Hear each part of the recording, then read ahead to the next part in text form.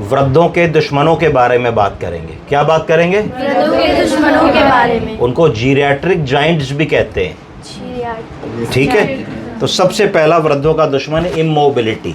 जब हमने ये समझ लिया कि अब हमें चलना फिरना नहीं है, हमें बिस्तर पे ही रहना है, हमें घर के बाहर नहीं निकलना है, हमें सैर करने नहीं जाना है, हमें अपने आप को हमने कन्फाइंड कर लिया रूम और टॉयलेट और बेडरूम और डाइनिंग रूम पे, तो उसको कहा जाता है इमोबिलिटी। क्या कहते हैं? इमोबिलिटी। कि हमने ये मान लिया कि अब हम वृद्ध हो गए हैं और वृद्धावस्था के कारण इमोबाइल हो गए हैं, अब हमारा चलना फिरना ठीक नहीं है।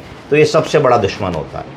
जैसे ही आप इमोबाइल हो जाते हैं तो आपकी जो मांसपेशियां हैं वो कमज़ोर होने लगती हैं और शिथिलता आने लगती है, आप लड़खड़ाने लगते हैं, आप ज़्यादा चले तो गिर सकते हैं, चलने पे हाथों पैरों की मसल्स और टिश्यूज़ में हाइपोक्सी ऑक्सीजन की कमी होने लगती है, जोड़ स्टिफ होने लगते हैं। जोड़ जब स्टिफ होने लगते हैं तो ऑस्टियोपीनिया, ऑस्टियोपोरोसिस, ऑस्टियोआर्थराइटिस और फिर डिफॉर्मिटी डेवलप हो जाती है। तो यहाँ से वहाँ तक जाने में भी जोड़ दर्द करने लगते हैं। तो वृद्धों का पहला दुश्मन है, बोलिए क्या? इमोबिलिटी। इमोबिलिटी। जब हमने ये मान लिया कि अब हम चलेंगे फिरेंगे नहीं, बिस्तर पे ही खाना दे दो, बिस्तर पे ही पॉटी करा दो, बिस्तर पे ही शेव कर दो, बिस्तर पे ही टीवी चला दो, तो वो हमारा डाउनफॉल वहाँ से शुरू है। तो हमें हर वृद्ध को ये कहना है कि बाबूजी, माताजी, कीप वॉकिंग, कीप गोइंग, जितना हो सके करते रहिए, हार मत मानिए, रुकिए मत, कीप गोइंग। तो पहला हमारा वृद्धों का दुश्मन हो गया इमोबिलिटी। ठीक है, दूसरा क्या है? दूसरा है इंस्टेबिलिटी। क्या है? इंस्टेबिलिटी। वृद्धावस्था में शरीर में बहुत सारे चेंजेस होते हैं, morphological changes, physiological changes, neurological changes, जिसके कारण हमारा शरीर थोड़ा शिथिल होने लगता है और अनस्टेबल होने लगता है। आपने देखा होगा, यंग बच्चा होता है 7, 8, 9 साल का, उसको कहीं भी चढ़ा दीजिए, तर तर तर तर तर तर ऐसे चढ़ जाता है, लग रहा है खरगोश। अगर वहीं एक 30-35 साल का एक मिडिल एज आदमी या औरत को चढ़ाइए तो उसको थोड़ा सा संभालना पड़ता है कि गिर ना पड़े। और अगर वही काम एक 70 साल के व्यक्ति से कह दिया जाए तो वो नहीं चढ़ पाते हैं। अगर वो चढ़ने की भी कोशिश करते हैं तो गिरने का बहुत डर होता है। हो सकता है कि वो लोग उस समय तक आते आते छड़ी पे आ गए हों, वॉकर पे आ गए हों। तो इंस्टेबिलिटी, बॉडी पे कंट्रोल ना होना, कि एकदम से हम चलते जा रहे हैं, एकदम से गड्ढा आ गया तो पैर हमारा डगमगा जाएगा, हम गिर पड़ेंगे, एकदम से जा रहे हैं, किसी ने आवाज़ दी, एकदम से घूमेंगे तो इंस्टेबिलिटी हो जाएगी, नहीं कर पाएंगे। रात में बाथरूम के लिए उठे, नहीं समझ पाए, पैर किसी चीज़ में कारपेट पे या चप्पल पे लड़ा तो नहीं समझ पाए, गिर जाएंगे। तो दूसरा हमारा जो दुश्मन है वो इंस्टेबिलिटी। तो इंस्टेबिलिटी है कि नहीं, ये पता करने के लिए एक साधारण सा टेस्ट होता है, इसको गो गेट अप टेस्ट कहते हैं, जिसकी मैं अगली बार क्लास लूँगा आपकी, गो गेट अप टेस्ट। तो अगर हम गो गेट अप टेस्ट को 2 मिनट में बता सकते हैं कि हमारे वृद्धजन में इंस्टेबिलिटी है कि नहीं। तो 2 आई हो गए, पहला हो गया इमोबिलिटी, दूसरा हो गया इंस्टेबिलिटी, तीसरा है इनकॉन्टिनेंस। बोलिए इनकॉन्टिनेंस। इनकॉन्टिनेंस का मतलब है पॉटी और सूसू को बताने की क्षमता में कमी आ जाना, इसको इनकॉन्टिनेंस कहते हैं। तो जब ये होने लगता है मरीज में तो उसकी कॉन्फिडेंस कम हो जाती है, उसका जो सेल्फ रिस्पेक्ट और सेल्फ एस्टीम है वो कम हो जाता है। आप इस बात की कल्पना कीजिए कि हम लोग कहीं घूमने जाएं, पिकनिक में जाएं, पार्टी पे जाएं, सिनेमा देखने जाएं, किसी की रिश्तेदारी में जाएं और हमको ये कंट्रोल ना हो कि भाई अगर सूसू पॉटी आएगी तो हम रोक नहीं पाएंगे, तो हमारे मन पे क्या बीतेगी? क्या हमारा वहाँ मन लगेगा?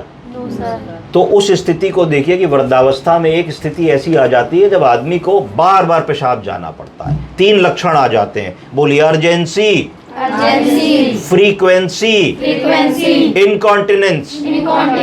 अर्जेंसी का मतलब अर्ज हुई तो जाना ही जाना है, नहीं जाएंगे तो निकल जाएगी।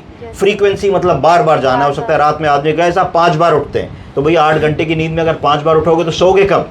तीसरा इनकॉन्टिनेंस, कि जरा सा खांसे, छीके, झुके, पेशाब की थैली पे दबाव पड़ा तो थोड़ा सा पेशाब निकल गया। तो ये बुजुर्गों का तीसरा सबसे बड़ा दुश्मन होता है। तो 3 कौन कौन से हो गए?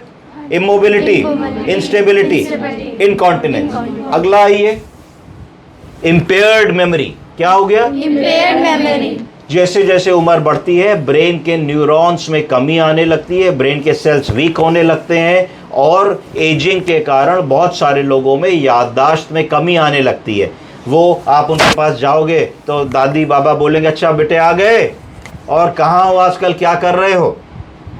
तो तो उनको पता है कि तुम जॉब कर रहे हो कि पढ़ाई कर रहे हो, उनको तुम्हारा नाम भी पता है, पर वो धीरे से कह देंगे मुन्नी आ गई, देखो बबू आ गया, देखो बेटा आ गया, और बेटा कैसे हो, या तुम्हारे और भाई बहनों से तुम्हारा नाम कंफ्यूज करेंगे। तो इसको धीरे धीरे कहते हैं इंटेलेक्चुअल इम्पेयरमेंट। क्या कहते हैं? Intellectual impairment. इसका मतलब है कि ब्रेन से जो इन्फॉर्मेशन हमें वापस लानी है, यानी कि कौन आया, उसका क्या नाम है, क्या खाया, कब खाया, हमारे देश का राष्ट्रपति कौन है, हमारे देश का प्रधानमंत्री कौन है, हमारे कितने बच्चे हैं, हम कब पैदा हुए, हमारी बर्थ डेट कब होती है, हम कब रिटायर हुए, हम कहाँ काम करते थे, हमारा हाई स्कूल हमने किधर से किया। ऐसे वो सवाल होते हैं जो ज़िंदगी में कभी भी आदमी नहीं भूलता है, पर अगर आप इन सवालों को भी पूछेंगे तो आपको ऐसा लगेगा कि मरीज़ इसका सही जवाब कई बार नहीं दे पा रहा होता है। तो ये वृद्धों का चौथा और मोस्ट इम्पॉर्टेंट जो है दुश्मन होता है, क्योंकि जब मानसिक रूप से कोई कमज़ोर हो गया और शिथिल हो गया तो फिर वो अपने छोटे बड़े डिसीजंस नहीं ले पाता, छोटे बड़े काम नहीं कर पाता,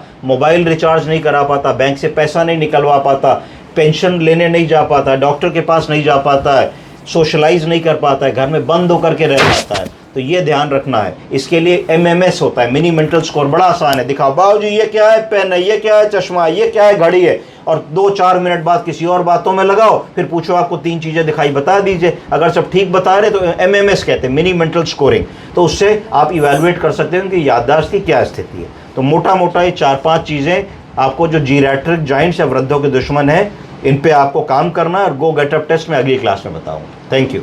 Thank you, sir.